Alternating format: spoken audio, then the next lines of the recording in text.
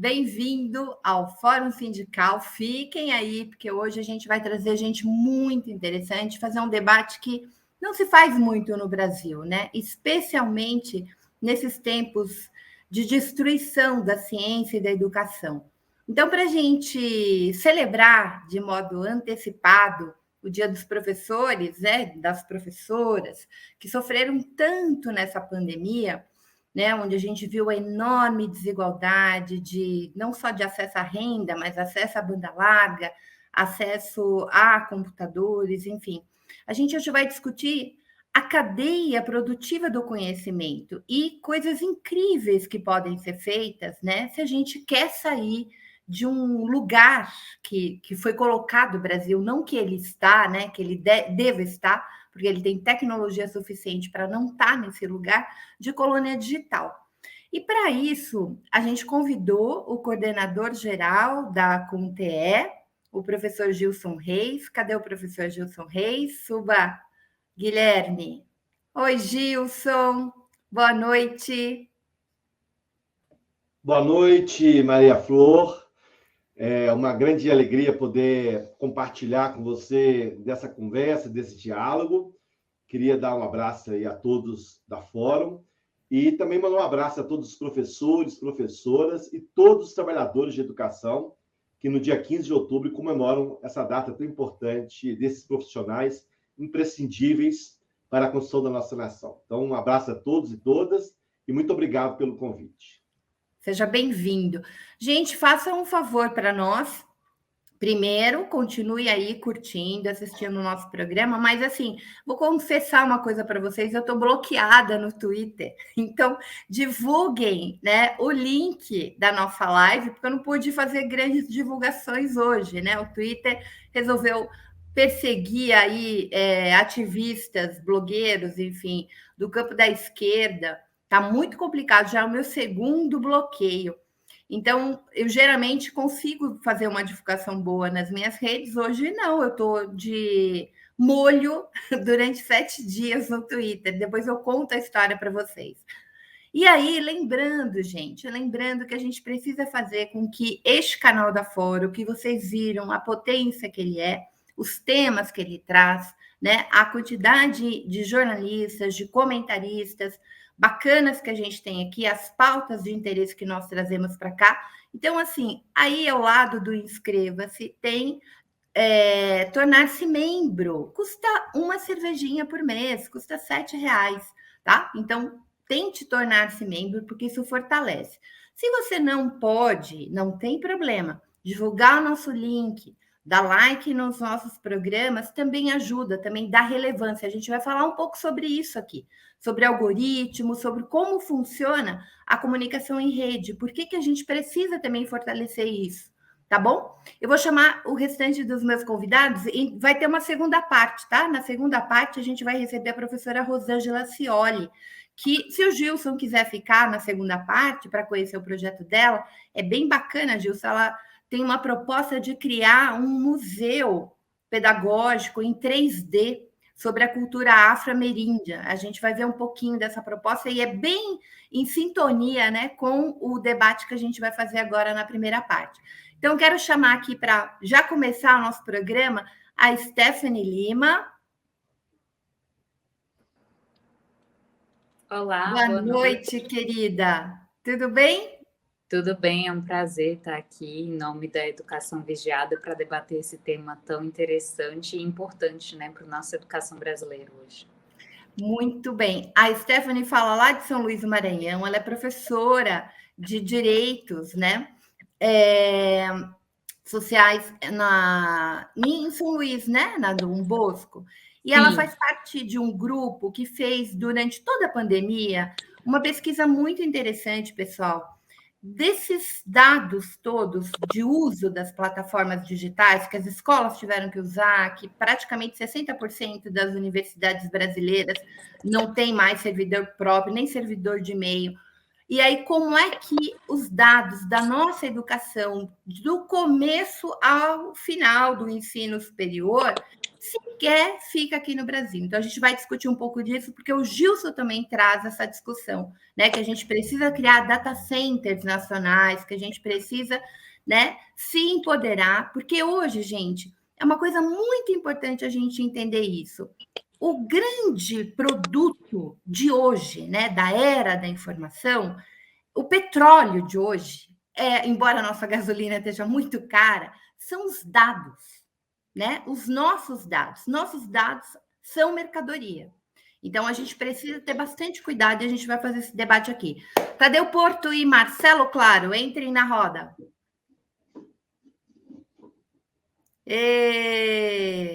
Eu só estou entre amigos. Hoje foi uma delícia isso aqui. Oi, Marcelo. Olá, Flor. Boa tarde a todos. Gilson, Stephanie, Tadeu. Que honra estar aqui no meio dessas pessoas. E legal, pode tirar um print da tela aí para eu guardar de recordação, porque é histórico. Obrigado, Flor. De nada. O Marcelo, gente, é um professor. Aqui está cheio de professor. O Marcelo trabalha com Moodle Livre, né? Que é um software livre, uma plataforma de aprendizagem, de ambiente de aprendizagem livre. A plataforma da CUT, por exemplo, foi desenvolvida junto com o Marcelo Claro. A gente fez muito debate para construir essa plataforma. E, além disso, ele é especialista em gamificação, ele tem um blog, um canal no YouTube muito bacana para os professores que se interessam, para quem se interessa sobre Moodle, que ele tira um monte de dúvidas, que ele conta as novidades. Então, ele é um cara muito ligado, né, à educação e à tecnologia, por isso que eu chamei ele para a nossa roda de conversa. E o Tadeu, que é esse companheiraço. Tudo bem? Tudo bom? Estamos aí, né? Adoro esse assunto, cara. Que time esse, Tadeu? Um timaço, né? Né? Não, eu vim para aprender, pô. E colocar aquelas curiosidades malucas, né, velho? Dá uma coisa fascinante, né? Eu vou começar com o Gilson, então eu começo com startando uma questão com o Gilson, depois eu faço rodar Stephanie, Marcela e Tadeu. Gilson, eu li o seu trabalho, eu queria que você explicasse para quem está nos assistindo o que você chama de cadeia de produção do conhecimento. Porque, assim, gente, prestem atenção na analogia. Se a gente for pensar a cadeia do petróleo no Brasil, a gente tem pelo menos uns 300 produtos, né? E aí a cadeia do petróleo, ela movimenta desde a construção civil, a indústria naval, a produção de combustíveis, a produção de insumos para a agricultura, até a produção de oxigênio, assim, as refinarias podem fazer várias outras coisas. Então, da roupa, da lycra, enfim, até ração de animal, a cadeia do petróleo movimenta. E o Gilson, ele faz uma proposta, ele traz um debate para a gente, né, nessa era da indústria 4.0, na era informacional, que a gente precisa que o Brasil, né, para sair desse estágio que o golpe nos levou, de nos recolonizar, precisa ter um cuidado, né, e ter um foco no desenvolvimento na cadeia de conhecimento. Então, ele vai abordar tanto os aspectos da infraestrutura como da superestrutura. Explica um pouquinho para a gente começar o debate, Gilson, o que você chama aí de cadeia de conhecimento? Muito bem, Maria Flor, Stephanie, Tadeu, Marcelo, obrigado aí pela presença aqui para esse debate. Primeiro, situar por que nós estamos apresentando esse documento para a sociedade brasileira. Nós criamos em 2016, Maria Flor, o Fórum Nacional Popular de Educação, FNPE. Foram um conjunto de entidades nacionais, diante do golpe de Estado praticado contra o povo e contra os trabalhadores. Nós falamos do capital contra o trabalho, mas contra todos, né, que queiram construir uma nação digna. E nós, então, construímos o Fórum Nacional Popular de Educação. Esse fórum realizou uma primeira Conferência Nacional de Popular de Educação em 2018, foram 1 ano e meio de debates. A etapa final foi em Belo Horizonte, em 2018. E agora, há 4 meses atrás, nós lançamos a segunda Conferência Nacional Popular de Educação. Já está em processo de debates pelo país afora, são milhares de pessoas envolvidas nessa discussão. E nós lançamos um documento, eu sou da coordenação nacional do Fórum, nós lançamos um documento com 6 eixos, que trata desde a valorização do trabalhador em educação, passando pela inclusão, um conjunto de questões que envolvem a educação nacional, que tem sido desmontado ao longo do último período. E o sexto eixo é o eixo do desenvolvimento.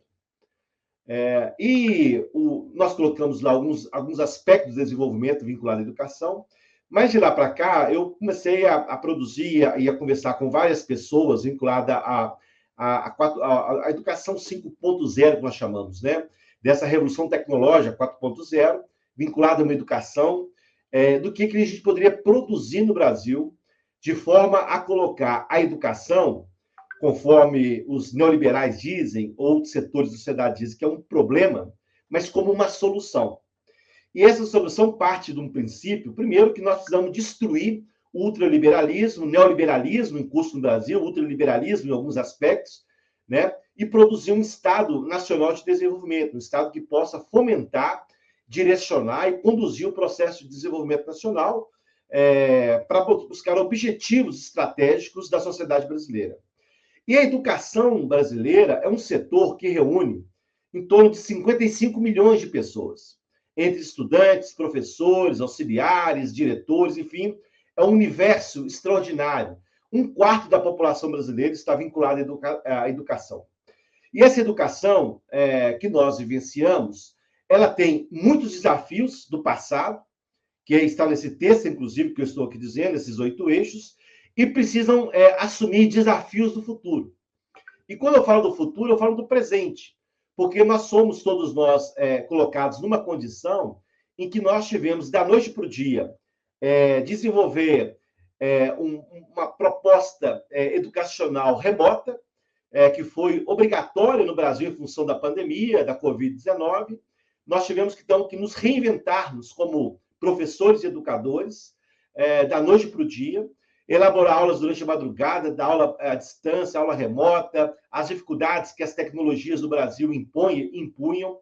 Né? Nós temos aí 40 milhões de brasileiros que ainda não têm acesso às redes digitais, às redes de universalização dos computadores, né? Da rede mundial de computação. Portanto, nós temos um atraso social. Aliás, o país nosso está passando fome, né? Nós temos 20 milhões de pessoas passando fome e milhões que não têm acesso à internet. E, com base nisso, nós começamos a debater na CONTE que nós precisaríamos apresentar algo para além daquilo que nós estávamos discutindo dentro do documento nosso oficial e que nós deveríamos encarar um debate importante com a sociedade brasileira, que é a inclusão digital, na sua forma mais ampla possível, né? Eu não sei se eu já coloco aqui alguns elementos dessa construção, se a gente vai no debate colocando, mas a ideia é dizer que nós, o Brasil, tem ampla capacidade, ampla possibilidade de fazer uma inclusão digital no mundo educacional. É lógico que nós estamos falando do educacional, mas nós podemos expandir para as outras áreas, e não só uma necessidade, do ponto de vista do processo de ensino-aprendizagem, do processo de construção de saberes, mas uma necessidade presente. Ou seja, nós precisaremos formar uma sociedade que cada dia mais estará presente na vida dela a questão desse mundo digital, né? A nossa chamada internet de negócios, né? Internet do dia a dia, as nossas geladeiras farão que a gente compre aquilo que está faltando naquele dia, porque ela terá inteligência artificial capaz de nos colocar nessa condição. Então, para além da inclusão na educação, nós sabemos que podemos também discutir um processo de educação para o mundo digital, que é uma outra questão também que a gente pode incluir nesse debate. Então, esse proposta tem aí em torno aí de umas 20 páginas, 15 páginas, nós estamos preparando, que vai desde a territorialidade digital, que é o que você começou o programa falando, que podemos construir aqui no Brasil, né, um processo de nuvens, né, ou seja, de construção de estruturas físicas capazes de manter toda a produção intelectual, toda a produção científica, toda a produção cultural desse país, que é gigantesca, e todos os países do mundo que estão pensando no futuro estão fazendo isso, protegendo seus dados, protegendo as suas informações estratégicas, né?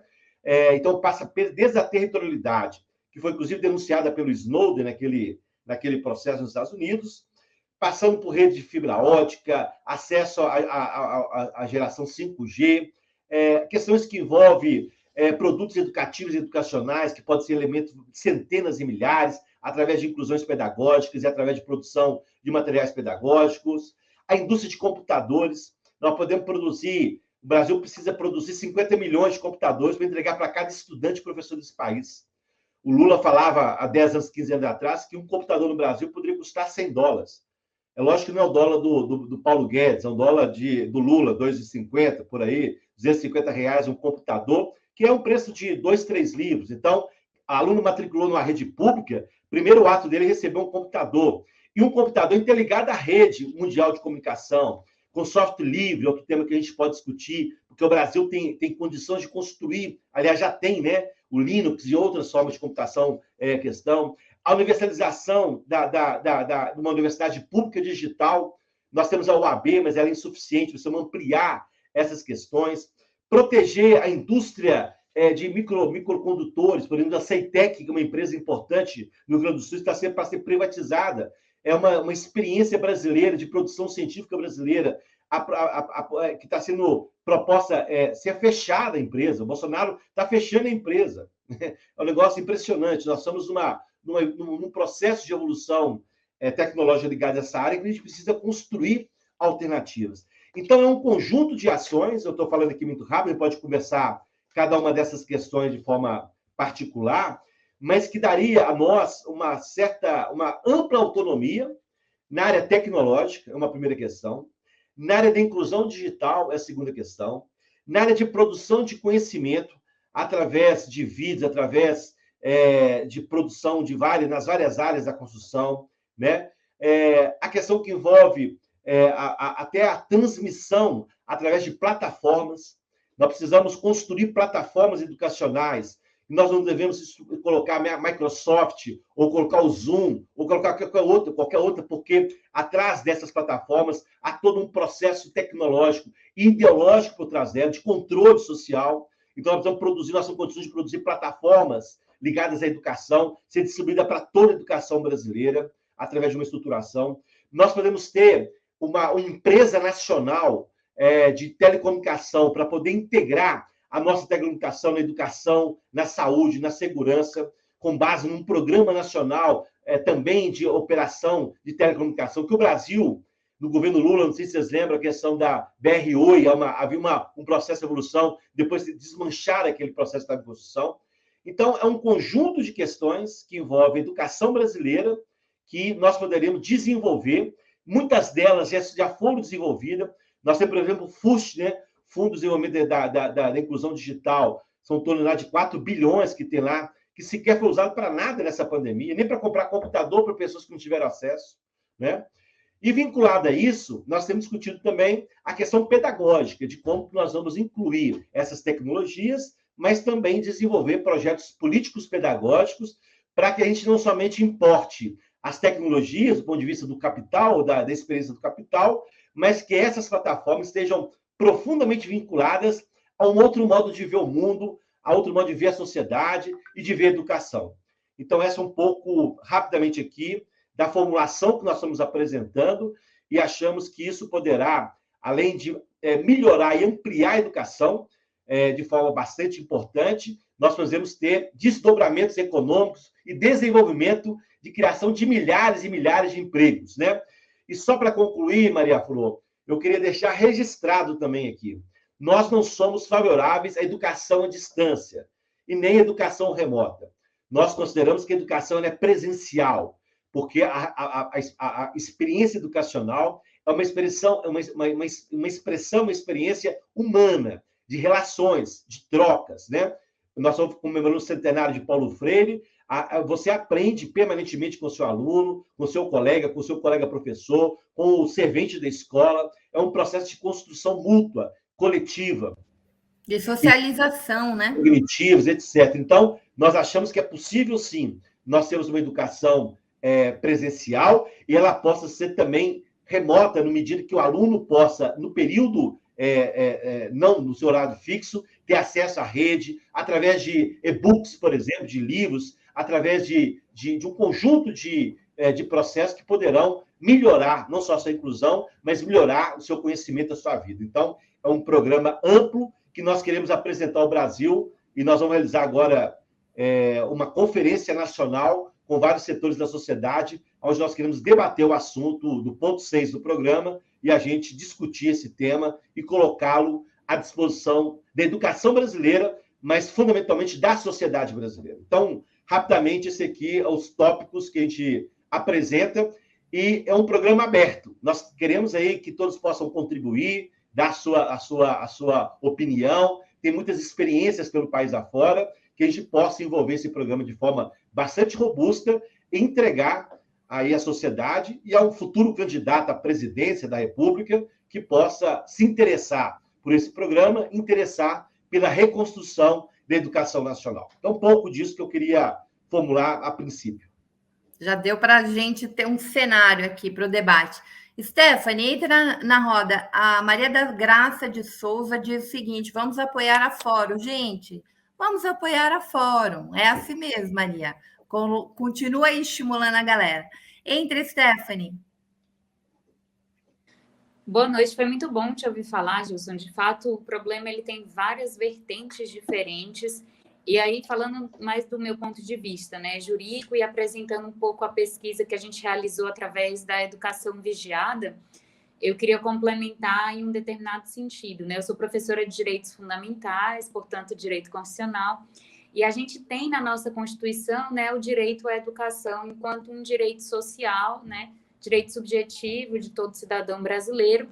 E dentro desse direito à educação, em uma leitura através do artigo 26 do Marco Civil da Internet, que desde 2014 está em vigor, a gente pode sim concluir que existe um direito à educação digital, né, albergado em cunho, inclusive, constitucional. Por que eu falo isso? Porque o artigo 26, ele fala que o cumprimento do dever constitucional do Estado na prestação da educação deve incluir, em todos os níveis de ensino, a capacitação para o uso seguro, consciente e responsável da internet como ferramenta para o exercício da cidadania, promoção da cultura e desenvolvimento tecnológico. Então, é muito além de utilizar a tecnologia na prática do ensino, é utilizá-la de forma crítica para esse desenvolvimento do cidadão como uma das finalidades da educação constitucionalmente estabelecida.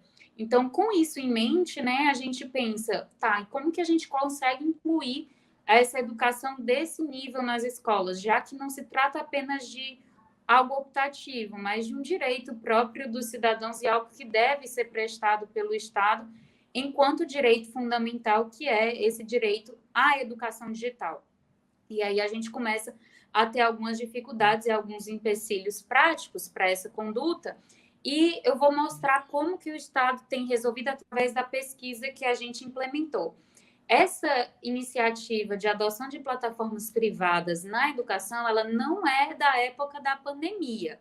Ela se aprofunda sobremaneira após a pandemia, mas desde 2017 a gente já tem, por exemplo, a Secretaria de Educação de São Paulo em parcerias com a Google, trazendo, né, esse G Suite for Education, que na época tinha outro nome, que é uma plataforma da Google que congrega vários serviços voltados para a educação. Então, a proposta do Educação Vigiada, que é esse projeto que é implementado e apoiado pelo Educa Digital, pela Cátedra de Educação da Unesco e várias outras entidades do terceiro setor, é justamente visualizar quais têm sido as tecnologias utilizadas, tanto pelas escolas quanto pelas universidades, dentro da educação pública. E, para isso, né, foi formulado um script, um software que foi rodado a fim de identificar o local de armazenamento dos e-mails dessas instituições. Então, nesse ponto, né, para deixar bem claro, a gente está dizendo onde que o e-mail está hospedado, foi o ponto onde a gente conseguiu trabalhar para poder visualizar possivelmente quais os serviços seriam utilizados, mas a gente não tem como dizer necessariamente se todos os serviços estão sendo utilizados, mas o e-mail costuma ser a porta de entrada, né, para os demais serviços, como serviços da Google, da Microsoft. Principalmente aí, nuvem, né, Stephanie? Os drives. Sim, exatamente. Então, assim, é um indício, tá? Não é algo assim, é a forma como a gente conseguiu começar a puxar esse assunto. Você travou, e aí, Stephanie. O que a gente tem hoje caracterizado, né? Alô? Travou? Não, agora voltou. Oi? Voltou, Vocês agora me voltou. escutam? Tranquilo. O que a gente tem hoje caracterizado? A pesquisa ela começou no Brasil e ela, por conta de parceiros internacionais, agora já ampliou toda a América do Sul. Esse não é um problema brasileiro, tá? Da inserção de plataformas privadas na educação, ele é um problema global.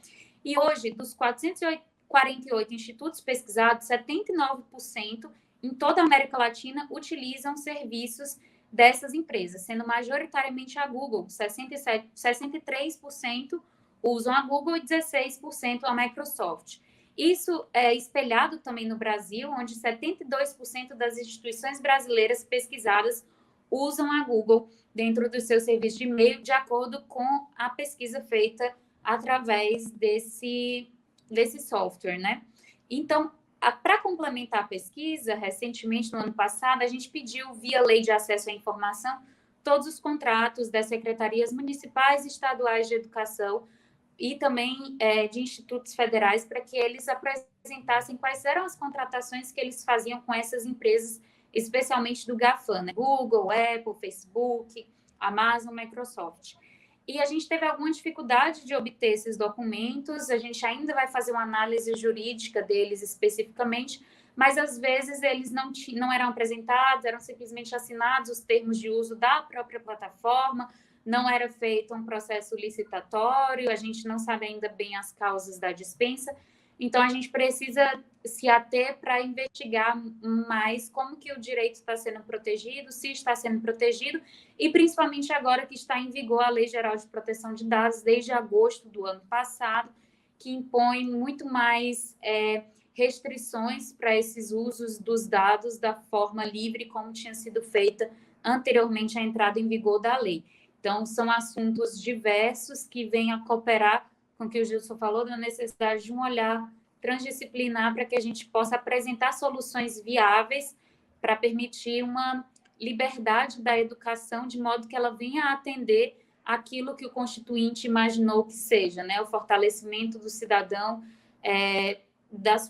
do seu florescimento enquanto cidadão brasileiro, enquanto pessoa autônoma, e não estar vinculado ali a se tornar um futuro meramente cliente de um tipo específico de uma plataforma educacional. Então, são esses cuidados que eu queria trazer à tona e me colocar à disposição para ouvir os comentários dos demais colegas. Excelente. Falando em servidor, em data center, Marcelo, a gente vive tendo problemas. Tem uma coisa assim que eu queria conversar um pouco com vocês. Por que a maioria das instituições acabam indo, por exemplo, para Zoom, Google Meet? Primeiro, porque eles têm essa pegada de oferecer gratuitamente, né? Com georreferenciamento, vai recolhendo dados. Segundo, que são plataformas muito leves, né? Para a gente ter uma plataforma própria, a gente vive tendo esse problema, né, Marcelo? A gente usa o Moodle e dentro da plataforma tem uma sala de conferência que a gente usa BBB. Mas para ela, se põe muita gente, ela trava, porque precisa ter um servidor muito parrudo e isso custa dinheiro, muito dinheiro. Como é que a gente sai disso? Marcelo, entra na roda. Daí o Gilson depois faz um comentário sobre as duas intervenções. Exatamente. Bacana a discussão, porque dá para fazer uma ponte com tudo aí. Eu sou mais da parte técnica, da parte de construção, e é bacana porque, além do Moodle, eu já trabalhei também com algumas plataformas proprietárias, hoje não mais. Eu sou um entusiasta para plataformas livres, open source, então o meu apego todo é em cima de plataformas livres, abertas, né? E é um problema, assim, sério, Fro, porque, como você falou, não existe o almoço grátis, né? Nada é gratuito, é uma ilusão de que a gente está usando um serviço como o Gmail ou como o Meet de forma gratuita. Não é grátis. A gente está entregando um perfil, a gente está entregando um avatar, como é chamado aí pelas pessoas que trabalham com tecnologia, porque ali eles conseguem usar ali diferentes informações que muitas vezes você nem sabe que você está entregando. Então, eles cruzam todas as informações num grande banco de dados com a ajuda de algoritmos e, a partir dali, começa a te oferecer, entregar serviços ou até mesmo vender os seus dados. Então, realmente, é tudo muito nebuloso até, porque a gente não sabe nem o que está sendo comercializado, mas quando você faz uma pesquisa muito simples, você pegar seu celular lá na geolocalização, você tem um cantinho lá, depois a gente pode mostrar com mais detalhes, mas no seu celular, quando você entra, você sabe, o Google sabe exatamente os lugares que você visitou por conta do seu GPS. Ele sabe a hora, o dia e o local que você esteve. Então, ele sabe tudo isso. Marcelo, Pode só falar. para dar um exemplo para as pessoas entenderem, vocês já tiveram essa sensação? Certamente já tiveram. Vocês estão passando num lugar e daí aparece no celular uma propaganda muito próxima do lugar que você está, seja de uma loja, sei lá, americana, você está na frente aparece, o celular te fala para você, porque ele sabe onde você está andando, né? Ele é o teu maior espião. E aí, assim, como é que com o georreferenciamento você vai dando informações e quando eles dizem assim, para a gente ter uma melhor experiência, né? A melhor experiência para te encher de propaganda, de ofertas, né? Para você consumir. Exatamente. E aí você vira um pouco refém de tudo isso, porque, e não só isso, né? Uma outra sensação que eu acho que todo mundo já passou é quando você conversa com seu esposo, sua esposa, você conversa com alguém do seu lado ali, e depois de algum tempo começa a aparecer propaganda de algo que você falou, você não digitou em lugar nenhum. Ou muitas vezes você está falando, o seu celular, o Google te responde, né? Como se ele estivesse te ouvindo mesmo. Então, tudo isso está ali, é presente. Esses dados, eles são trabalhados de uma forma para que possa realmente te convencer no futuro de algo, né? E algumas vezes isso é usado para o mal, e a gente viu isso acontecer muito, né? Esses últimos anos. Isso foi usado de forma totalmente descabida, ou nem como deveria, né? Enfim, a gente tivemos algumas apelações aí, e teve que ter um aperto maior, principalmente para as redes sociais, Facebook, né? Eu acho que o Facebook foi o que mais deu um trabalho aí para que pudesse regular um pouco melhor isso. Mas ainda assim a gente não está livre de nada disso. Quanto às plataformas e o Google, por exemplo, que é o Google Classroom, e aí, de acordo com a Stephanie, realmente, você entrar numa plataforma de EAD, uma plataforma, um LMS, você tem que entregar algum dado ali, claro, você tem que colocar, mas quando ela é proprietária e está na nuvem, você entrega para o Google, ele vai usar, e ninguém lê, né? Aquilo eu concordo, ninguém lê. Mas se você ler ali, você vai ver que realmente eles estão até pedindo autorização de alguma forma para você para usar isso. E isso é ruim. E agora pior na pandemia, porque agora a gente começou a entregar os dados também dos jovens e das crianças. Coisa que antes era mais difícil de acontecer. Porque você não era adolescente acessando um EAD, era raro, era difícil, não era uma coisa muito ampla, muito aberta. Né? Então, agora não, agora você está entregando. Quando você faz a matrícula, quando você inscreve o seu aluno lá, você tem que associar um e-mail. E algumas instituições até já me falaram que, não, mas nós não colocamos um e-mail pessoal do aluno, é um e-mail corporativo, né, o e-mail da instituição. Mas ainda assim, o aluno ali, ele está interagindo com os outros alunos, interagindo com o conteúdo, e ele está entregando informação, né? Então, você coloca ali uma série de outras informações. E fazendo a ponte com o Gilson, eu também acho, Gilson, que embora eu trabalho com EAD, eu estou ali de uma forma eu estou inserido há muito tempo no EAD, eu concordo com você que o EAD, ele não vem para substituir o presencial, não deve substituir o presencial, porque a gente precisa, sim, do calor humano, a gente precisa, sim, de poder abraçar um colega, a gente precisa de toda essa interação dentro da sala de aula, a gente precisa enxergar os erros de perto, né? Porque só enxergando os erros a gente consegue ir atrás dos acertos. Ela deve ser complementar. É claro que agora, na pandemia, foi algo que saiu da curva. A gente não imaginava que isso ia acontecer. Nós nem estávamos preparados, óbvio. A gente não era um desconhecido. E então usamos de alguma forma isso massivamente. Mas se Deus quiser, e isso vai acontecer em breve, já está, né? Voltando aos poucos, novamente nós teremos o contato com o professor, a professora em sala de aula. A gente vai poder enfim, levar aquela lembrancinha para o professor e colocar na mesa dele, como antes. Acho que Tadeu, você quer fazer alguma intervenção antes de eu voltar para o Gilson? Daqui a pouco a Rô está entrando. Não, eu vou aproveitar, cara, o Gilson, porque essa coisa de cadeia do conhecimento é bem interessante, né, velho? Porque informação é uma coisa, né, cara? Informação ganha guerra e tal. Se você não tiver uma empresa para proteger a informação, por exemplo, com um correio, você tá meio lascado, né, velho? Imagina um telegrama que Getúlio mandou no meio da Revolução de 30, quem podia ler uma coisa daquela, né? Quem pode trair tá do seu lado. Coisa de louco, né, velho?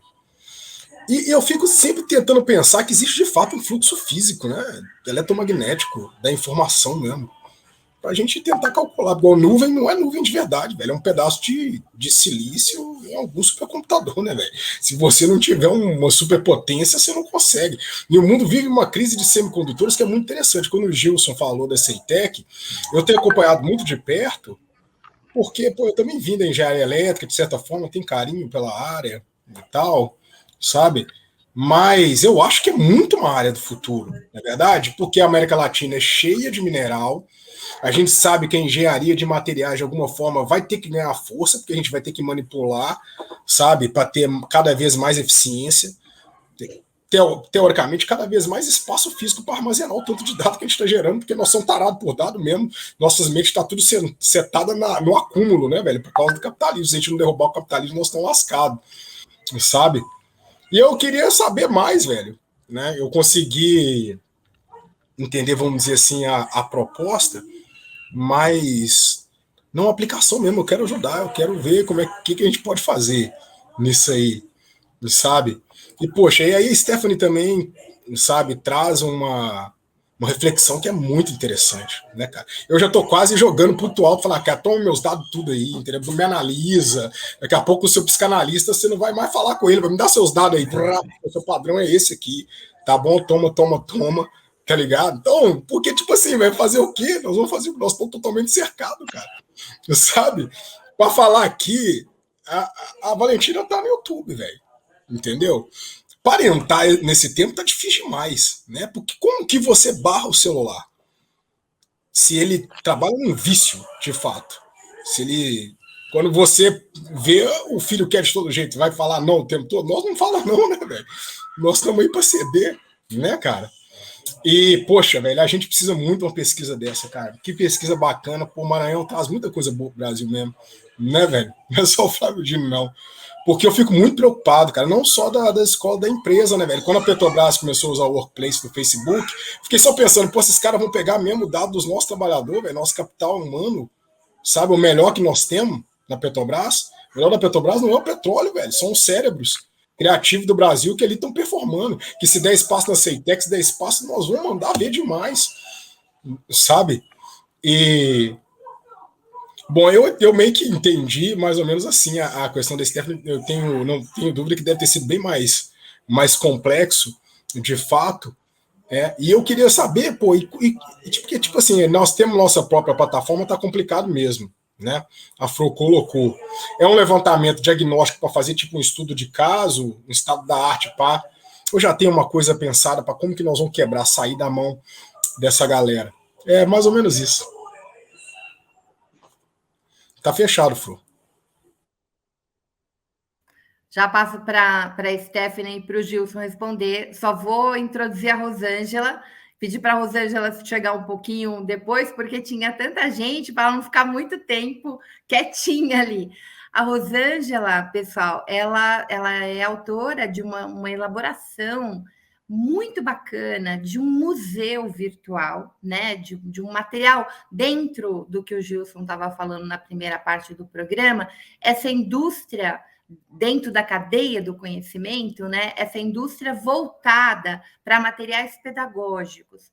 Então, ela une duas coisas muito bacanas, que é a Lei 10.639/03 e depois 10.645, porque ela volta para mostrar a importância das matrizes africanas e ameríndias na nossa cultura. Então, tem uma proposta aí de sensibilizar as crianças, as pessoas entenderem, ainda mais nesse contexto que a gente vive, de ampliação do racismo, de ataque aos povos indígenas, enfim. Então, mas é para criar no outro a sensação, depois a gente vê um pouquinho aí a elaboração do projeto, para criar a sensação de que você está vendo em tridimensional, né? Um museu que você não só passeia num computador, ele pode ser projetado em lugares físicos, e você bota um óculos 3D e vai fazer experimentação e ao mesmo tempo aprender. Então, o Gilson, ele fala muito disso, a criação de startups para a produção de conteúdo criativo, inovadores, a produção de software livres e de produtos educacionais e pedagógicos. Então, eu achei que trazer a Rosângela para cá, a gente teria uma boa conversa. Eu vou voltar a fala para o Gilson e depois para a Stephanie, e a gente volta com a Rosângela. Bom, bacana essa rodada aqui, porque também a gente vai discutindo, encaixando as percepções e as preocupações, né? Primeiro, assim, a educação híbrida, que é esse modelo que parece que avança para se consolidar no próximo período, que nossa avaliação vai ser essa consolidação, vai ser uma parte de educação presencial, que nós conversamos um pouco sobre ela, essa relação de troca que se dá no espaço escolar, nenhum outro espaço constrói essas relações, e para agregar e ajudar na formação da nossa juventude e infância, na educação, nessas várias etapas, a gente terá o acesso, então, às redes mundiais. Então, isso é uma necessidade, né, histórica, e uma necessidade dessa geração que nasce, como disse aqui o nosso querido companheiro... Tadeu? Tadeu, né? Eu estou com uma criança aqui de 5 anos aqui, já, papai, cadê o telefone? Essa coisa da percepção tecnológica, para a gente...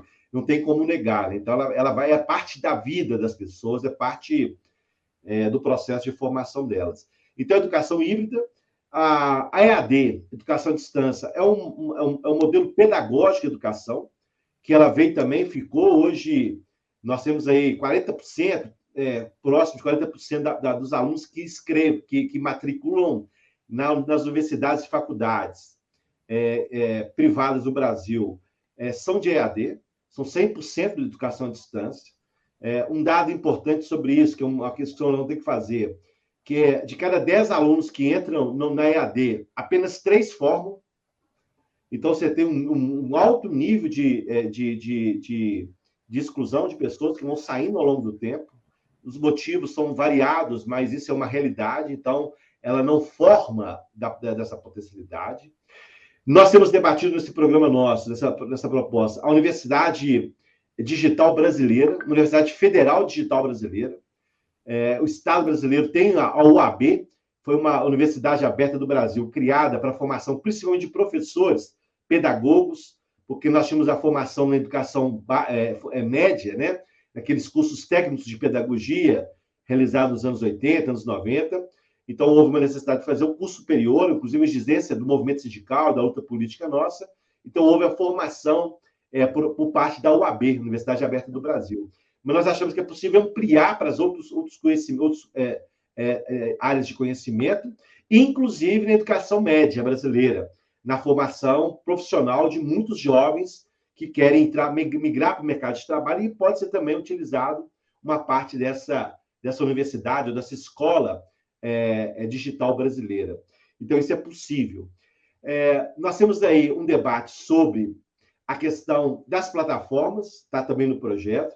A Stephanie traz dado importante: 70% das nossas escolas estão vinculadas ao Google, né? E outros 20 e poucos por cento à Microsoft. Olha, o Brasil, nós temos conversado com pessoas ligadas à produção de plataformas das universidades brasileiras.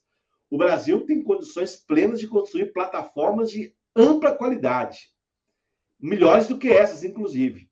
Né? Nós temos técnicos e engenheiros na área de produção, nessa produção científica, que há plena condição de fazer. Então, isso não é um problema nem de mão de obra, nem de inteligência, nem capacidade de realização desse processo. Né? E nós sairíamos da mão dessas big techs, né, essas grandes operadoras globais que operam no mercado mundial para poder... nós somos cliente, mas nós somos também produto, nós somos também mercadoria. Nós nos transformamos, acho que nós vamos ter que rediscutir Marx sobre um conjunto de questões que envolve a questão da mercadoria, a questão da troca, do valor de troca, valor de uso. Então, há uma complexidade envolvendo esse debate, e nós pensamos que é possível, com base nisso, a gente ter autonomia na produção desses elementos, né? Então, acho que seria muito importante, Stefano, se você pudesse nos enviar depois essa pesquisa, até como forma de vamos dizer assim, de complementação daquilo que nós estamos falando. Isso é importante, esses dados que você traz aqui. E a gente precisa, portanto, desenvolver essas cadeias na área da tecnologia para poder construir uma alternativa para o Brasil de forma plena. O processo é caro, foi dito aqui, um processo caro, mas, para vocês terem ideia, o governo federal, desde o golpe de 2016, cortou anualmente 40 bilhões em educação. Com 40 bilhões, né, se a gente volta a ter, destrói a emenda 95, tem que ser destruída, cria perspectiva de desenvolvimento do Brasil, cria possibilidade de investimento pesado na área de tecnologia de ponta. Nesses processos todos, rapidamente a gente recupera essa condição e vai produzir, com base naquilo que nós temos já de expertise, de experiência, construir esses produtos que serão utilizados pela educação brasileira. Né? Acho que isso é muito legal. Acho que o Tadeu também falou, o Marcelo, questão também da produção de startups. Nós temos aí vários estados brasileiros, aqui em Belo Horizonte, eu sou de Belo Horizonte, nós temos aqui a BHTech, né? E tem no Brasil várias outras paramadas, experiências de juventudes que estão discutindo essas questões de produção de produtos na área, em várias áreas, mas podiam produzir milhares de produtos na área da educação. Não só produtos na área de softwares, né? Ou na área de produtos mesmo para computação, mas também produtos físicos, né, que serão agregados a essa rede e essa construção, que a gente não imagina qual o desdobramento disso para o futuro. Então, essa é um pouco da observação que eu queria trazer, e acho que esse debate precisa ganhar corpo na sociedade, né? Porque muitas vezes parece muito longe de nós, mas o que eu estou dizendo é que consulta que nós fizemos com pessoas ligadas à área, em todas as áreas que nós apresentamos projeto, é possível, num curto prazo, nós conseguirmos desenvolver uma plena pesquisa e processos para chegar a entregar à sociedade brasileira essa cadeia produtiva que nós estamos falando da educação. Obrigada, Gil. Stephanie, eu boto a Rosângela.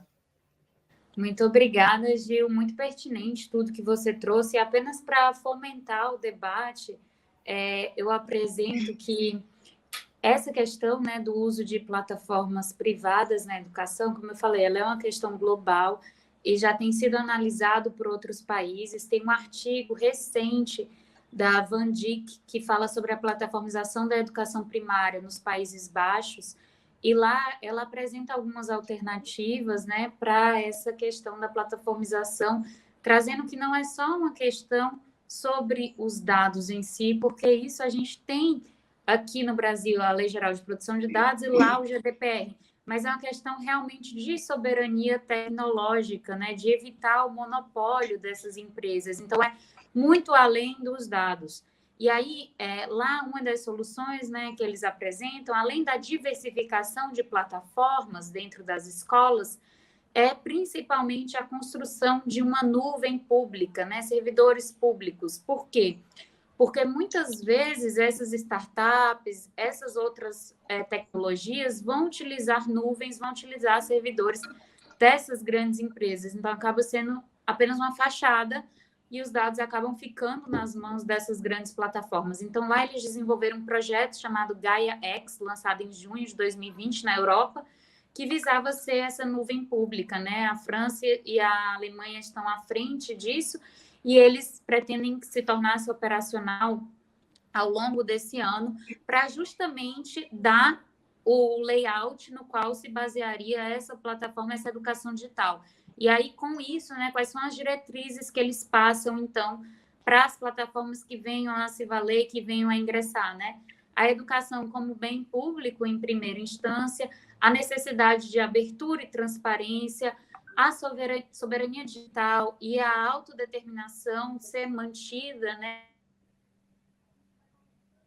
Travou. Dentro de uma repercussão desse caráter educação. Oi, travou? Deu uma travadinha, mas voltou. Certo. Então, assim, manutenção da soberania digital e da autodeterminação, né, das escolas, do próprio país, e a questão da modularidade e da interoperabilidade. Depois eu posso passar esse artigo também, que eu me baseei para falar sobre isso. Então, a gente percebe que ela sugere que apenas a escola, o Estado em si, não é suficiente, mas que é preciso um esforço nacional, inclusive supranacional, de outras nações se unindo, para a criação dessas políticas públicas na área, por se tratar de um setor que tem monopolizado e se tornado até, em alguns momentos, maiores do que o Estado, né? Batendo de frente realmente com a soberania estatal. Tanto é que meu doutorado é em Direito do Estado e eu trabalho com esse nível de regulação de plataformas. Então, a gente percebe que é uma questão profunda, que a gente tem que analisar. O Comitê Gestor da Internet já tem um grupo de pesquisa olhando para isso também, para trazer algumas soluções públicas. A gente tem alguns projetos de lei que visavam a criação de plataformas públicas, mas me parece que a nossa principal preocupação tem que ser com os servidores, tem que ser com nuvens. O Arroz e Paixão, deixa eu só ler um comentário aqui que eu acho que é interessante para esse debate. Arroz e Paixão diz que o Leonardo Stoppa, o companheiro nosso lá do 247, desenvolveu um data center brasileiro chamado WikiBR. Eu não conhecia. Ele diz que já tem. Se vocês conhecem, já ouviram falar do WikiBR? Pois é, olha, está trazendo novidades aqui interessantes nesse debate. Eu ouvi, o me mandou mensagem, inclusive, justiça seja feita anteontem. Eu preciso, inclusive, entrar lá. Me comprometi com ele, deixar um grande abraço aí pro Stoppa, Metal, e divulgar também, sabe? Pegar um tempinho, nós estamos com as brigadas digitais da CUT, né, velho? Eu tô participando lá, né? Você sabe, né? Ou seja, trabalheira danada que nós estamos, né? E eu me comprometi com o Stoppa, cara, de ajudar ele a divulgar. Gostei demais, eu conheço o Stoppa desde cedo, né? A gente começou no streaming, o Miguelzinho estava aqui antes da gente, lá no Cafeína em 2016, né? E ele sempre falou isso, cara, sempre falou. Então eu sei que vem uma coisa bem madura naquela cabeça louca do Stoppa, que pensa milhares de coisas ao mesmo tempo, igual a gente, sabe? Eu acho que vai ter uma coisa bem interessante aí. Ótimo. Gilson, fala. Não, é só um comentário rápido. Na semana passada, depois nós apresentamos um documento, eu fui chamado para participar de uma reunião das universidades públicas da América Latina. Tinham 8 países, justamente debatendo esse assunto. Houve, assim, foi uma conversa de 2, 3 horas, mas houve muito interesse, muita convergência, conforme a Stefani colocou, da América Latina, da América como um todo, né? Criar uma alternativa na questão de data centers, na política, e ficamos de continuar a aprofundar esse tema com a educação na América Latina. Tinha universidades do México, do Chile, da Argentina, Uruguai, da América Latina como um todo.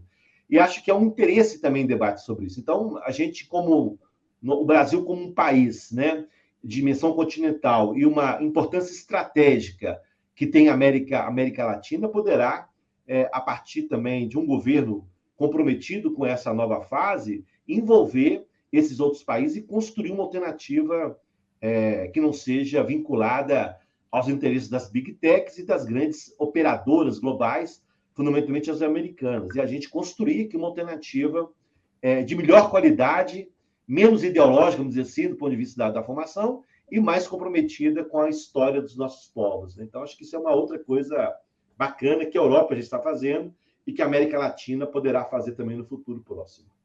Obrigada, Gilson. Rosângela, querida, conta pra gente esse projeto bonitaço aí que você está bolando. E aí eu já começo com a primeira pergunta. Como é que a gente põe em prática esse projeto com este governo fascista que fez esse corte absurdo, né, do investimento tecnológico na ciência brasileira? Porque, assim, aliás, essa pergunta também vai para o Gilson. Gente, vocês viram que para a gente ter internet boa, ter 5G, ter computador, ter a banda larga, né? A fibra ótica, esses cabos que levam a internet até a casa da gente, para a gente ter tudo isso, para a gente guardar os nossos dados, né? A gente fica mandando esses arquivos, abre um Google Drive e tal, e o lugar disso chama data center, a gente precisa ter computadores muito parrudos que guardem esses dados, mas a gente precisa ter segurança.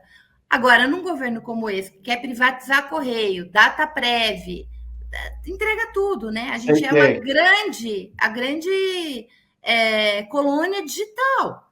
Então, assim, a gente precisa ter um governo democrático para garantir esses direitos, né? Internet deve ser entendida como um direito universal. Hoje, um indivíduo sem internet na pandemia, ele não recebia, gente, auxílio emergencial.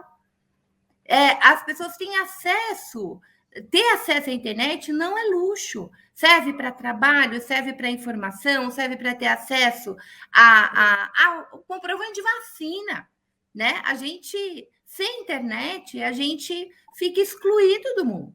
Então, assim, isso está relacionado com a política. A gente não pode deslocar uma coisa da outra. Então, os nerds que estão nos vendo, saibam que para a gente ter, de fato, né, tudo isso, a gente precisa ter um governo que tenha essas preocupações. Rosângela. Boa noite a todos, boa noite a todas. Obrigada pelo convite. Falar dessas questões é muito importante que vocês têm trazido, né? A questão da educação e tecnologia, essa interlocução entre essas duas áreas importantíssimas para o desenvolvimento do país, né? O meu projeto é um projeto de doutoramento, né? Eu estou em processo de doutoramento pelo programa de pós-graduação Educação e Contemporaneidade da Universidade do Estado da Bahia e ligada ao grupo de pesquisa Rede Educa, que é um grupo de pesquisa voltado para tecnologias educacionais, né? Então, a minha ideia é criar um museu virtual que fale das insurgências negras e indígenas que ocorreram no período colonial. Mas em que momento da história, né? Então, eu penso em Taparica, Lauro de Freitas, são dois territórios que são oriundos dos povos tupinambás, não é? E também falar sobre esses dois territórios é de extrema importância para a memória do Brasil, salvaguardando tanto a memória negra quanto a memória indígena. Então, o museu ele pretende falar desses dois territórios que foram doados inicialmente ao Conde de Castanheiras, no período colonial, e nós queremos contar as histórias que foram silenciadas da historiografia oficial. Porque nas nossas escolas, nós não temos ainda livros didáticos suficientemente potentes para trazer essas histórias, né? Trazer a revolta das Chibatras, trazer o levante do Rio Joanes, trazer a história de Maria Filipa, trazer a história de Luísa Marim, né? Falar da nossa ancestralidade, tanto africana quanto africano-brasileira, e também dos povos inaugurais. Então, o projeto pretende fazer isso a partir de uma plataforma virtual, que é a criação de um software onde qualquer pessoa de qualquer lugar do mundo pode acessar esses conteúdos, não é? Então, eu acho que isso é uma iniciativa muito importante da Universidade do Estado da Bahia, no sentido de democratização, né, desse conhecimento, que é um conhecimento importante para o povo brasileiro. Não só para os negros, não só para os povos indígenas, mas para o povo brasileiro, um sentimento de pertencimento e de reconhecimento da formação do povo brasileiro a partir dessas epistemes. Então, é isso que o projeto pretende fazer, pretende convidar a todos para fazer conosco, né? E quando você fala sobre essa dificuldade, né, realmente uma dificuldade extremamente importante que nós temos enfrentado, que é a questão da captação de recursos para um projeto que é um projeto caro para a educação, é um projeto que extremamente importante, entretanto, a gente tem muitas dificuldades dentro do cenário político que estamos vivenciando no Brasil, infelizmente, nós estamos numa luta muito grande para conseguir fazer esse museu acontecer. Rosângela, eu vou passar para o restante, mas eu queria que você fizesse um comentário, que eu vou pedir para o Guilherme mostrar um pouco o protótipo, né? Do 3D, dos artistas e como é que se dá essa construção, porque a gente estava falando da cadeia do conhecimento. Então, olha só, é uma pesquisa acadêmica que tem um recorte historiográfico, que tem uma intencionalidade em relação a trazer as resistências, né, num determinado período histórico, mas que envolve artistas, envolve desenvolvedores de software, de programa. Vejam a cadeia, né? Então, eu queria mostrar, Gui, bota um pouquinho na tela, aí a Rosângela falar para a gente desses dois artistas. Então, aqui, o VJ Suave, né? Ele fez uma demonstração aqui de como seria a relação com o público, né? Com o usuário nesse museu virtual. Porque a nossa ideia é que o museu seja interativo. E a partir do uso do óculos 3D, a criança, o adolescente, o professor, o historiador, a comunidade possa se aproximar desses personagens de forma positiva. E praticamente eles ganham a altura, né, da pessoa que está vivenciando, que está passando por essa experiência. São imagens tridimensionais dessas personalidades que constituíram essas histórias destes territórios, né, tanto Ipitanga quanto Lauro de Freitas. Ipitanga é atual Lauro de Freitas, né? Desculpe. Itaparica e Ipitanga. Ipitanga é atual Lauro de Freitas. Então, a ideia é que tenhamos, junto com o VJ Suave, essa construção estética, convidativa, propositiva, e também que haja uma identificação positiva desses personagens que normalmente não estão nos livros didáticos, com essa população africano-brasileira que não se reconhece enquanto africano-brasileira, que não se reconhece enquanto povos inaugurais. Então, a partir do momento em que a escola se torna um veículo de comunicação, não é? A escola usa um artefato como esse para recontar essas histórias, ou até mesmo contar essas histórias, né, porque algumas são desconhecidas dos livros didáticos, como, por exemplo, o Levante do Rio Joanes. Então, o VJ Suave é um artista contemporâneo, um artista que tem um apelo muito importante para a questão das cores, não é? São cores vibrantes, e que a gente pretende justamente redesenhar esses personagens, fazendo com que as pessoas que visitem o museu se sintam identificados, se sintam positivamente aproximados dessas imagens que serão construídas coletivamente com as comunidades dos dois territórios. Então, é importante que se saiba que todas as personalidades exponenciais, né, ou algumas personalidades exponenciais dos dois territórios participarão da construção desse museu. Então, é um museu que ele vai salvaguardar uma memória coletiva, não é um museu estanque, mas é um museu de interação, de interatividade, de diálogo propositivo e um diálogo extremamente importante para evidenciar essas narrativas. Tadeu, eu vou fazer o contrário agora. Tadeu, Marcelo, Gilson e Stephanie, para vocês fazerem um comentário. Que bom que eu tô doido para comentar. Achei legal demais. Olha só, velho. Dado é memória, não é verdade? Você vai registrando, só que, pô, velho, Boyle mandou bem demais. Por isso que eu tô devorando o livro dele. Eu fico puto que não tem ele em português, porque ele simplesmente escreveu o nosso cérebro, nem diodo tinha no tempo dele, enfim, já falei isso milhares de vezes, né? Então, pô, a linguagem booleana, velho, armazena informação de coisinhas assim, coisa que a gente usa uma frase inteira.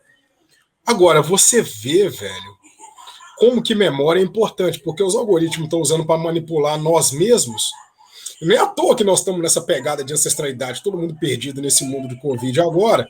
Ninguém tem perspectiva de futuro quase nenhuma, porque agora a gente viu que, poxa, como é que eu vou calcular A minha vida, se pode ver uma pandemia, vai fazer tudo diferente. Eu estou fazendo plano para 10, 20 anos que não vai se concretizar. Estou gastando tempo com plano à toa, né?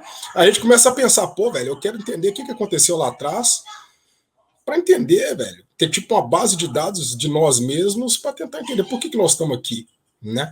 E essa ideia é sensacional, né, velho? Vamos falar, sabe? Desde que eu li Garcia Marques, eu estou muito, né, preso nessa questão dos povos originários, cara, mas muito mesmo. Porque eu estou pensando assim, meu Deus do céu, eu só acho europeu onde eu pesquiso, cara, cadê os brasileiros, velho? Sabe, cadê o nosso cérebro, gente? Esses caras não são mais inteligentes que a gente, não, velho. Eu não tenho dúvida disso, não. Pode ser pau a pau, pode ser igual, mas cada um com o seu pau, cara. E quando a gente se propõe a fazer, a gente faz bem feito. A nossa história tá aí para provar. Se não tá chegando a gente é porque foi silenciado. Aí vem um projeto, sabe, da Rosângela, que aí é aí que vem a pergunta, né? Desculpa, eu empolgo, sabe? Que eu sei que você tem um trabalho todo acadêmico por trás, né, Rô? De uma memória já que você já registrou em palavras, vamos dizer assim. Está querendo trazer na nova tecnologia e vai ser lindo para essa criançada. Vamos emergir eles no museu em vez de emergir nas plataformas, né? Conhecendo nosso passado, não tem dúvida que eles vão conectar muito bonitinho, vão ficar menos perdidos que a gente nesse tempo e espaço, né? Queria que você falasse um pouco mais da sua pesquisa, em si, até mesmo porque eu não sei muito dessas lutas e estou doido para saber também, sabe? Nem que seja lendo o texto no método tradicional, da gente, né? E lembrando, pessoal, que a Rosângela, ela vai lançar um financiamento para esse museu dela, né? Nós estamos nesse diálogo também. Ela conversa comigo porque ela é prima de um grande petroleiro, lutador demais, que veio conversar comigo, que foi uma das pessoas que me pegou na mão dentro da Petrobras, trabalhava na plataforma que eu sou embarcado, que eu companheiro Dudu, fantástico, daqueles trabalhadores que dá muito orgulho pra gente, nunca fugiu uma greve, nunca fugiu um embate, sempre foi aquele de sabedoria, pode falar muito bem, né? E deixar até um grande abraço para o Dudu, um reconhecimento desse trabalhador negro que com certeza ajudou a construir a história da Petrobras do jeito que é agora, né? Tão grande que eles estão tentando passar lá na faca, mas a gente não vai deixar, a gente sabe fazer greve, né? Nós vamos dar muito trabalho para esses caras. Vocês estão achando que vão privatizar a Petrobras fácil, mas não vão de jeito nenhum. A gente pode até morrer, mas nós vamos cair atirando, com certeza, né? Porque nós não vamos entregar fácil de jeito nenhum. E eu queria que você falasse um pouco mais dessa sua pesquisa, Ró, no geral, né? Dessa luta nossa que foi tão silenciada e que a gente precisa explicar para todo mundo, né, velho? Para eles entenderem o nosso processo, o processo do nosso povo. Um abraço para Eduardo Ferreira, meu primo, muito querido, aproveitar, né, o momento para lembrar dele, enfim, lembrar com ele e para ele. Sim, eu já venho pesquisando esse território de Lauro de Freitas já há algum tempo, não é? E para a gente ter uma ideia, por exemplo, do que eu estou falando em termos de memória, existe um levante importante que acontece em 1814, e que praticamente nós não temos conhecimento. O Brasil desconhece esse levante. Chama-se Levante do Rio Joanes. É a união entre os negros alçais, que eram muçulmanos, e nagôs. Esse encontro em África seria praticamente impossível. Acontece aqui no processo de escravização dessas etnias, e eles se juntam numa jihad santa para lutar pela sua liberdade. Então, assim, são registros históricos extremamente importantes dentro de uma proposição da história brasileira e que normalmente, né, infelizmente, foi naturalizado esse silenciamento. Então, o que o museu quer é desnaturalizar esse silenciamento, descolonizar a educação. O que o museu quer é falar da memória de um povo, de várias civilizações, não é? Que estiveram e que estão aqui presentes até hoje, né? É a África ressignificada nas Américas e também a salvaguarda da memória dos ameríndios nas Américas, em especial no Brasil e em especial na Bahia.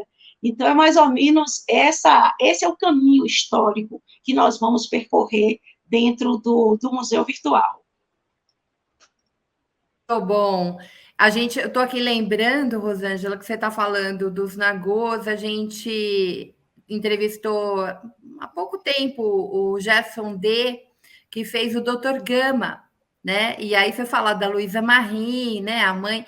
E aí a gente pensa o quanto que esse colonialismo que nos ataca por tudo quanto é lado, ele é tão maléfico, né? Porque a gente esperou até 2021 para poder conhecer a história de um sujeito como Luiz Gama. Que assim, se a gente tivesse em qualquer outro lugar do planeta, já tinha série, já tinha 50 mil filmes, né? A gente sabe mais sobre Malcolm X, Martin Luther King, do que sobre Luiz Gama.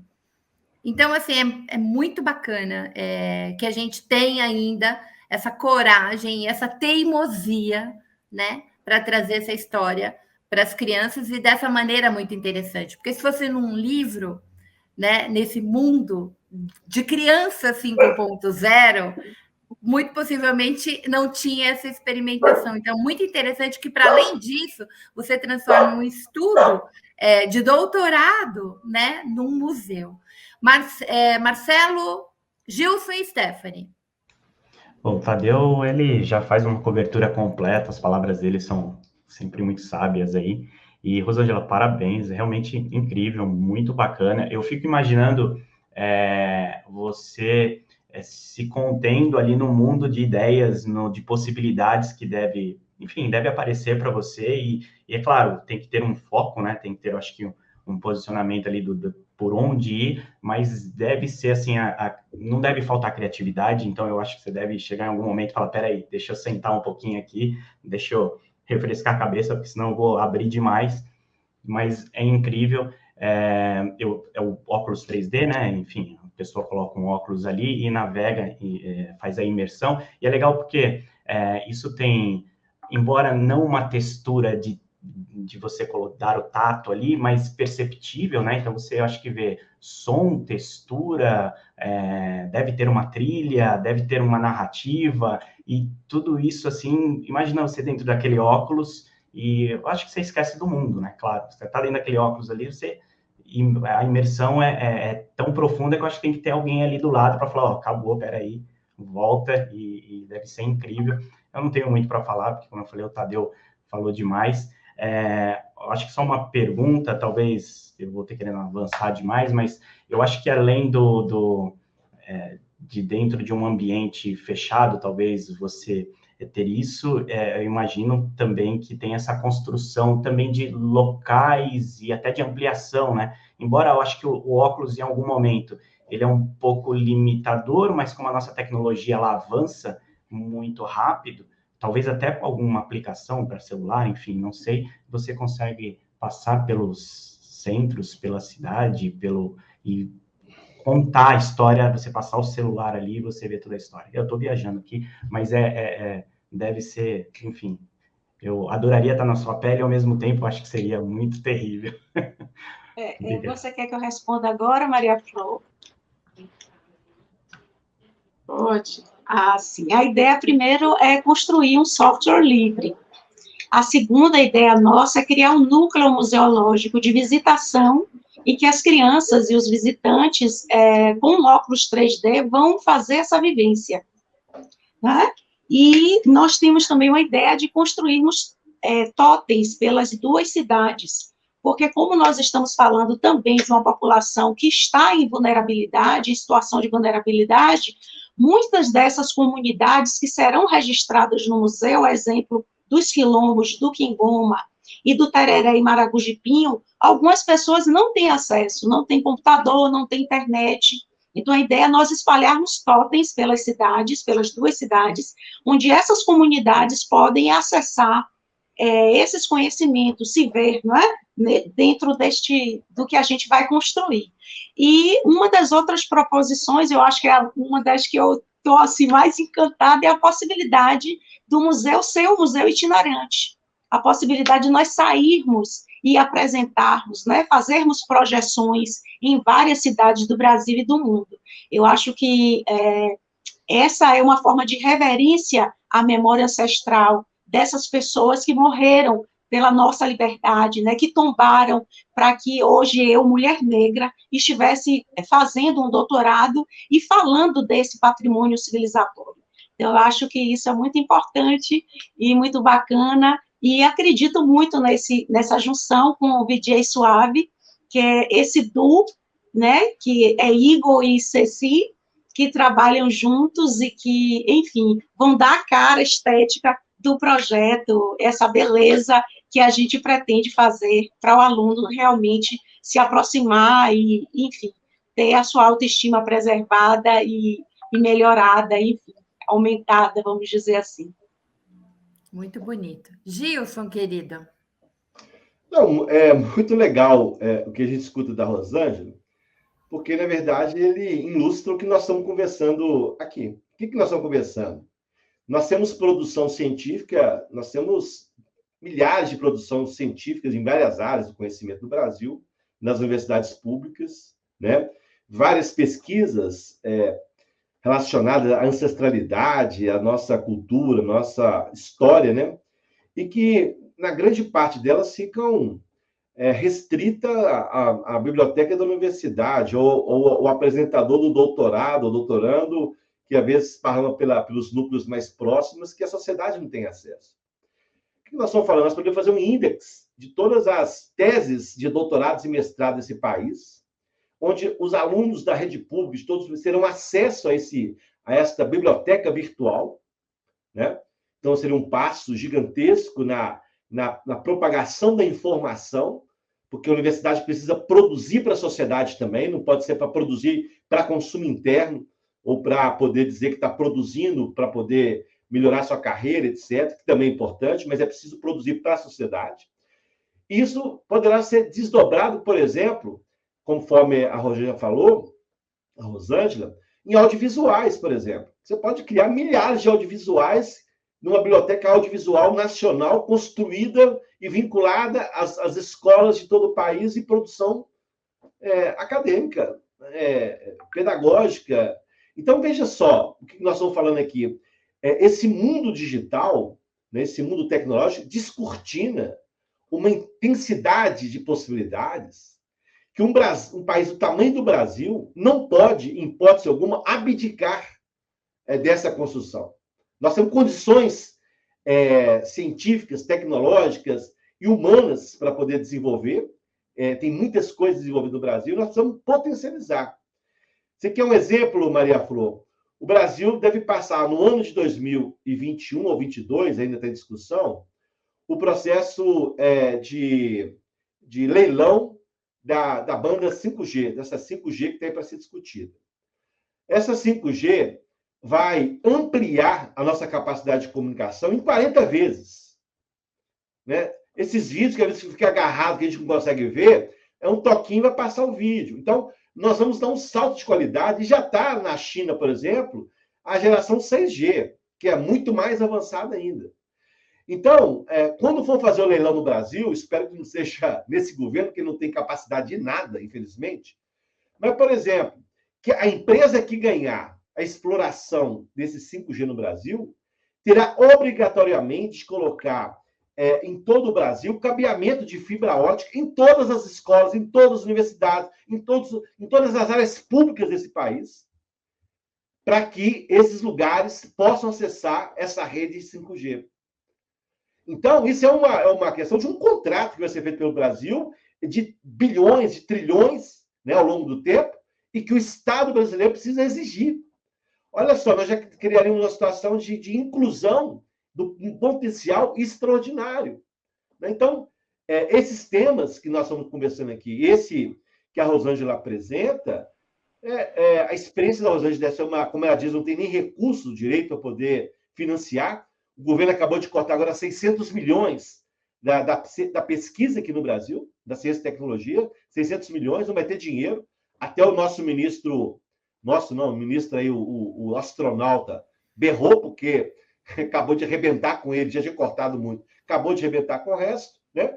Mas a gente precisa retomar esses financiamentos. Né? Então, esse exemplo dela é um exemplo que pode multiplicar em milhares e milhares e será muito positivo no sentido da formação da nossa juventude e infância, como disse aqui o companheiro Pedro, né? Até do ponto de vista de conhecer a nossa ancestralidade, da formação da nossa sociedade, seja os negros, os índios, enfim, todos que envolveram no processo de construção da sociedade. Então, vejo que essa é parte da discussão que nós estamos travando dessa cadeia produtiva 5.0.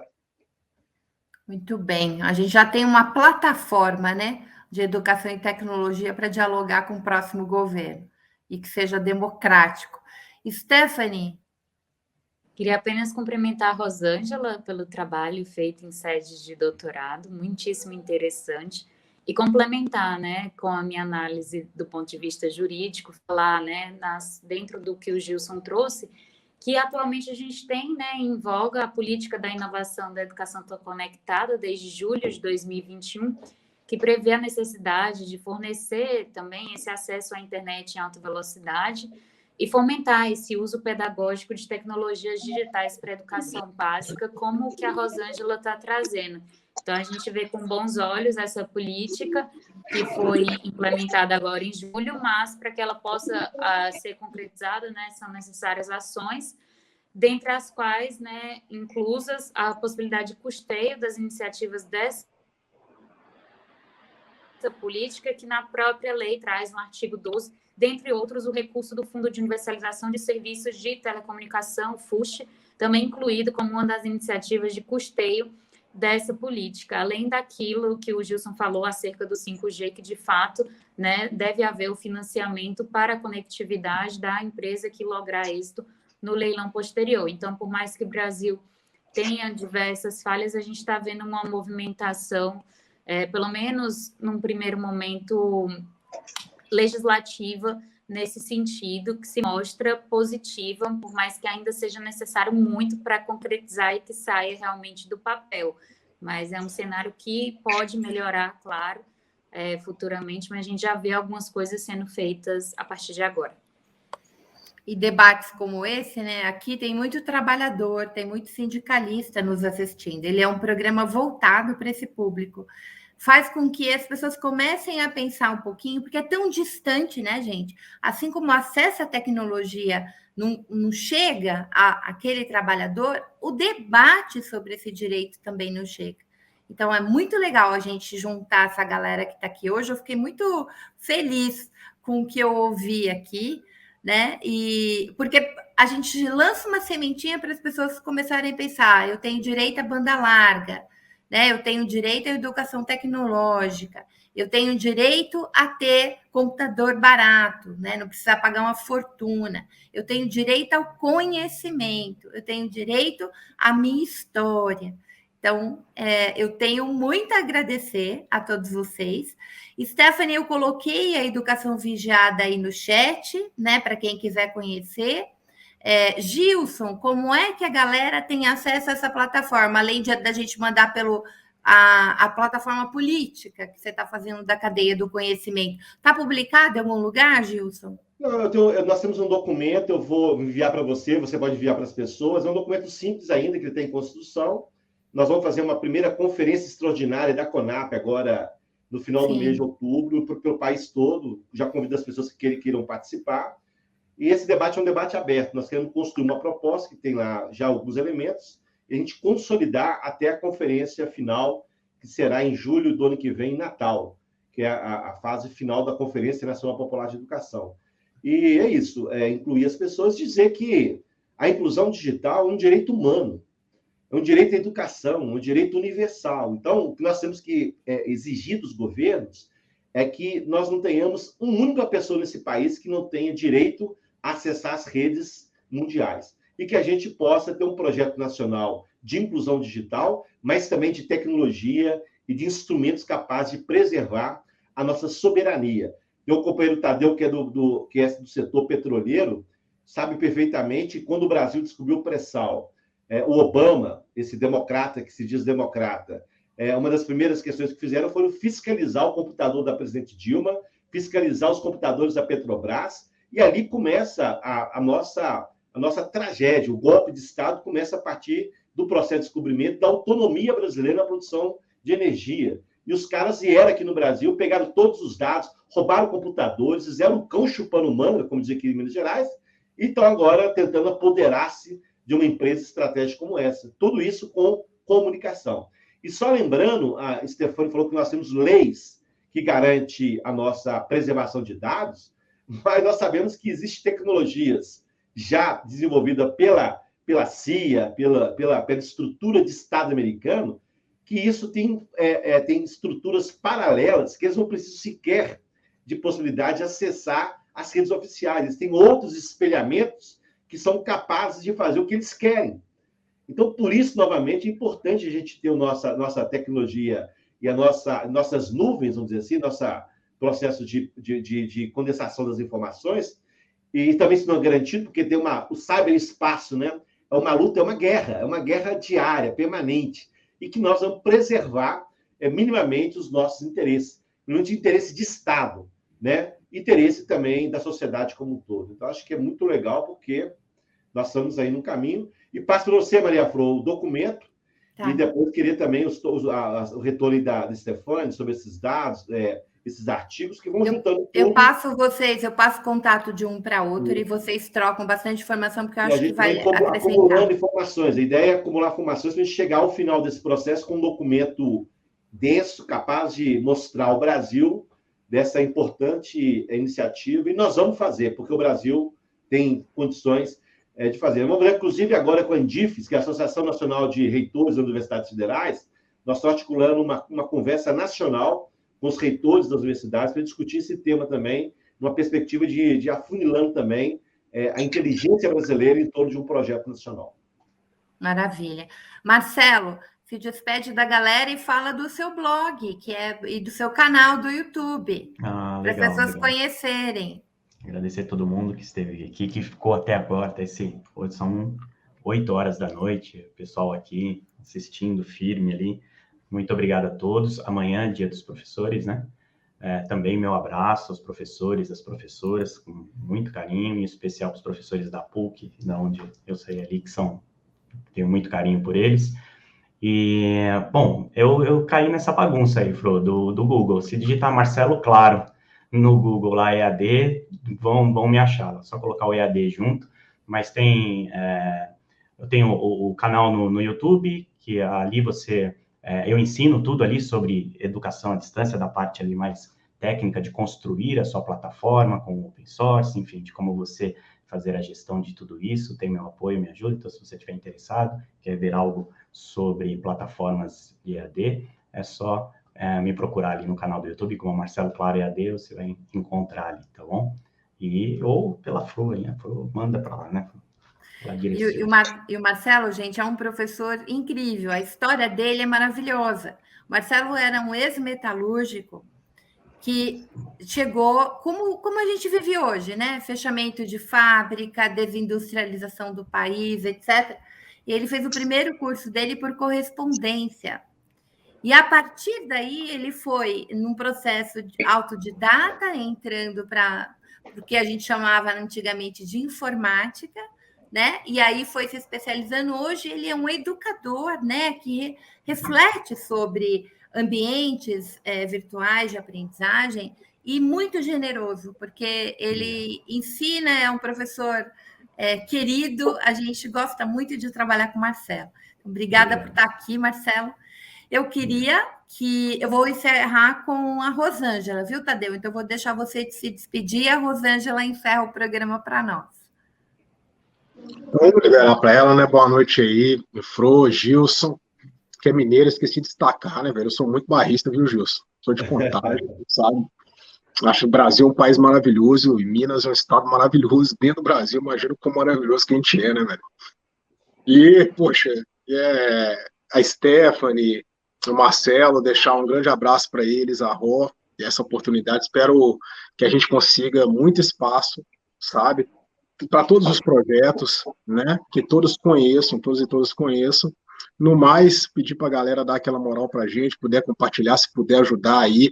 São projetos bem interessantes, são revolucionários de certa forma, se a gente parar para pensar um pouquinho, sabe? E é isso, foi mais uma vez você juntando uma galera muito bacana, a gente aprendendo cada vez mais. Eu não sei o que eu vou fazer com esse tanto de informação na minha cabeça, sabe? Para juntar tudo tá difícil, uma hora sai, né?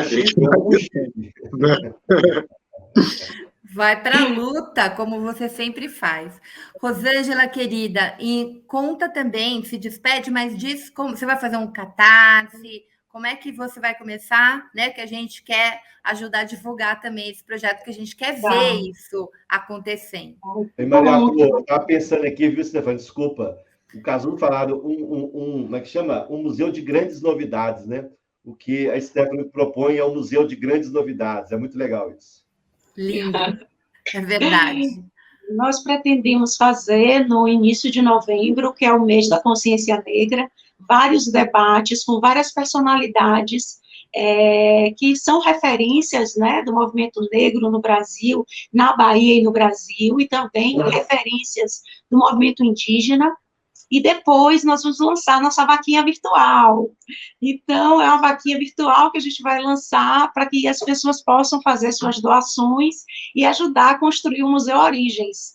E eu gostaria também de citar os meus parceiros, né, que é a Associação Ilha das Crianças, o Instituto Arte na Escola de São Paulo, no qual eu recebi um prêmio como professora, o Prêmio Nacional na área de Educação em 2018, a consultoria de arte colecionista também é nossa parceira, e o grupo de pesquisa Rede Educa, do qual eu faço parte.